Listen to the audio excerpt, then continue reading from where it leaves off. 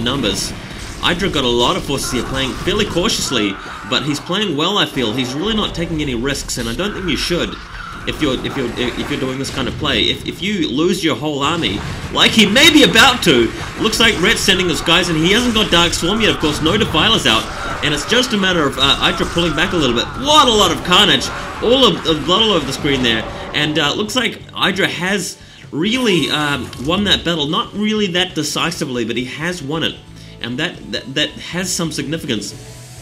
Now loading up the dropship, so he will be able to distract Ret here. The best way to use a dropship is to fight a battle and then throw in your drop while the battle is going on to maximize the damage you can do. It really overworks your opponent on the multitask. But it looks like Idra is being a little bit aggressive there. And wow, the dropship's going in straight above the Zerg forces. This is a misstep. Why is he doing this? Obviously, Mueller's coming in to snipe that dropship. It's got 8 lots of infantry in there. So that was a mistake there by Idra. I don't know why he did that. But it could just have been an error. And leaving his tanks out in the open while his Marines storm through the bridge.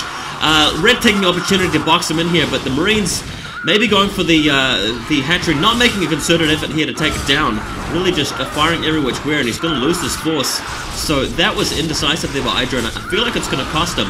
Now he's going to be up against 2 4-gas expansions indefinitely, well, not indefinitely, but for a longer period of time.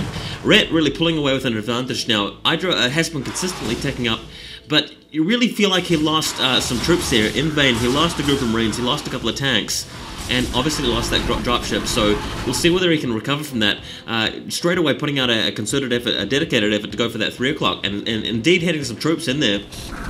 In the meantime, you guys will have noticed that Ret has teched up to Defilers, and once he gets to the Defilers, it will be much easier for him to defend. But for now, Idra going in for this third, for this 4th expansion. He hasn't got too many men on the ground, and there's the Dark Swarm, the first Dark Swarm of the game. And of course, the Marines are sent back. And a second Dark Swarm pushing them below the rank, where Ret has an ambush set up. Very nice play there by Ret. Really enjoyed that with the Zerglings coming around from behind. So I've got to say that was actually very nice timing by Ret, and he has planned ahead, I think, quite well, planning the sort of Terran push, the response to that Terran push. Idra, in the meantime, sending out a third base, setting out that command center to take it out. He's even researching mines, which can be a very effective tool later on in the game in this matchup. Don't underestimate it. It can be very good against lurkers and Ultralists. Not so good against Zerglings most of the time, but if you can catch Ultralists out, it makes it much easier to deal with them. And Idra really just does not care about letting his opponent get the Ultralists. He just wants to press on in the late game and allow his multitasking to overpower his opponent. Here we've got quite a good play, and again, Ret, I think he's ahead of himself a little bit. Hasn't waited for the Defiler to show up, and well, that is a lot of Irradiate. Well, he'll be smiting from that. It's very easy for Idra to pull back with his forces and outmaneuvering the Zerg player here. Really just moving out of the range of the lurker spines and avoiding these forces completely. Ret's obviously going to be hurting from all that Irradiate, and he's got another opportunity to attack these lurkers here. Lurkers are in a line, very bad positioning for the lurkers, and Ret knows it, pulls out with the lurkers. And more Irradiate going off. Plenty of time for Idra to charge up, and oh, a lot of Scourges hitting straight into the vessels there. Still plenty of Marines. Needs to have the vessels in support to give vision, but luckily he did. And when will he push into the space? There's only 2 colonies left. Idra just still doesn't want to push in. I guess he doesn't want to lose that force, but I don't see why he would have. Very interesting decision there by Idra to switch around, but I guess he's waiting to regroup. He knows he's got a lot of firepower there, and Ret's reinforcements will be a while en route. Putting out a few mines out in the field. This will give Idra a bit of intelligence here, finding out what's going on out in the midfield, just making sure he doesn't get flanked from the wrong direction, frees him up to concentrate on the front lines, and consistently upgrading his guys. Barracks, factory lights always flashing, very good macro. He's even got a defense matrix there. And where's the Defiler? I cannot see the Defiler. There it is, finally getting the swarm in. And those vessels will be wanting to irradiate it. And Marines, unfortunately, getting caught. Luckily, their exit was not stuck. But in the meantime, Ret has gone for this expansion. He knows about it. SCV's being killed at this point. Idra's probably going to have to lift off. We've got 1 Vulture, and can he afford to multitask it while everything else is going on? Apparently not. But we've got 2 more vultures coming in, so that should actually deal with the rest of the Zerglings. Only 1 of them left, and 1 vulture should take care of that. In the meantime, looks like we're seeing a plague. Unfortunately, I wonder if you guys saw that tip from Artosis on his SC weekly news. I actually thought that was a very cool tip about dealing with plague.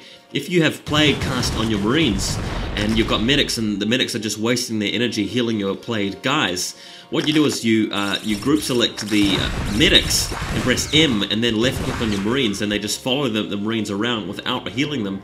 Very cool tip. Thanks Artosis for that one, for passing it on from somebody else. I can't remember who was the original guy who found that, but it's very cool. In the meantime, Ret upgrading Ultralisk armor. That's going to be a big one. Once you see a lot of Ultralisks on the field with that upgrade, it's going to be tough. Idra's going to have a lot of troops on the field. He's building Firebats, which of course is the correct choice against Defilers and Zerglings in particular, that combination. But Ultralisks, not really. Firebats, you're going to need something more. You're going to need mines, you're going to need tanks, and you're going to need Irradiate. And luckily, Idra has all of those things. Not so much tanks. I remember around about last year, earlier on, but just before Idra made it to Korea, and sort of the early stages when he was at Korea, Idra was relying quite a lot on tanks to deal with Ultralisks, and I think maybe he's changed his style of it now. Really confident in his micro, and we've got a bit of a battle going down here, so better start casting this. Defilers coming in and irradiated well in advance. Idra's going to have to pull back here. He's not going to be able to rely on his troops to kill those locusts, and it's going to take some casualties, but really keeping the guts of his forces alive. Most of them there, and has secured his expansion now, so he's able to push out. He's got 2 dropships in play as well. If he used those dropships convincingly, I think we'd see quite a lot of damage being done to Ret's Zerg forces there, and he is indeed loading both of them up.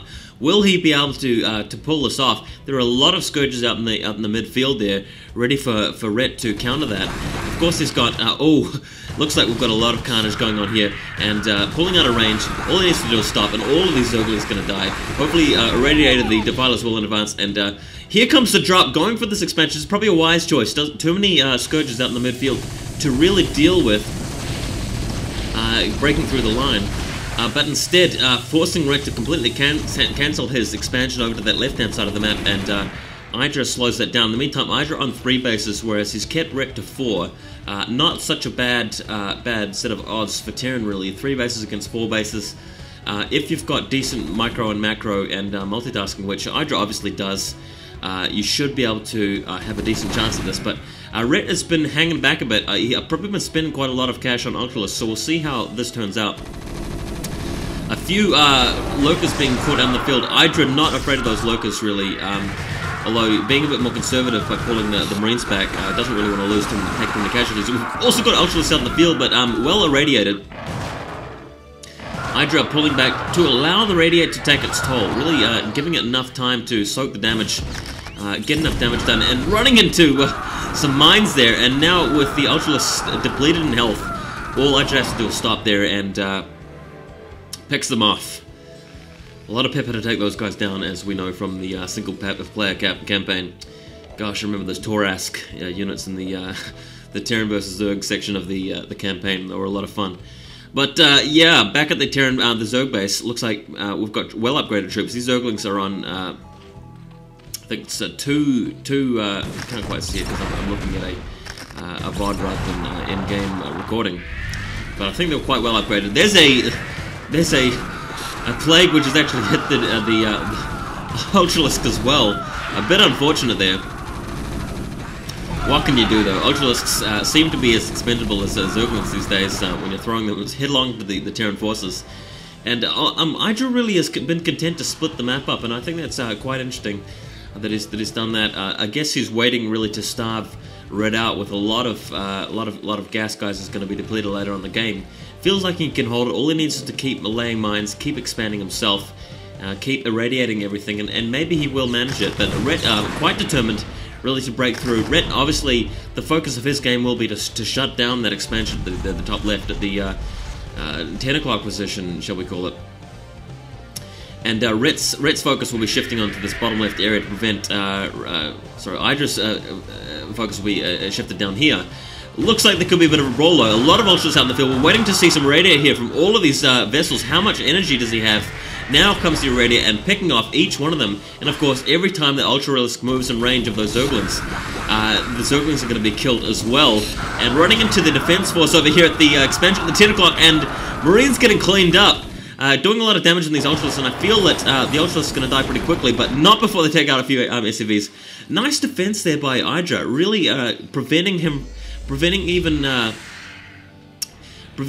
the command center from having to be lifted off. And again, another attack coming in. Looks like Idra's definitely got enough troops here. He could even irradiate the Ultralisk if he wanted to. Really no need, because the Ultralisk would really just launch straight into the Marines and cause a lot of trouble.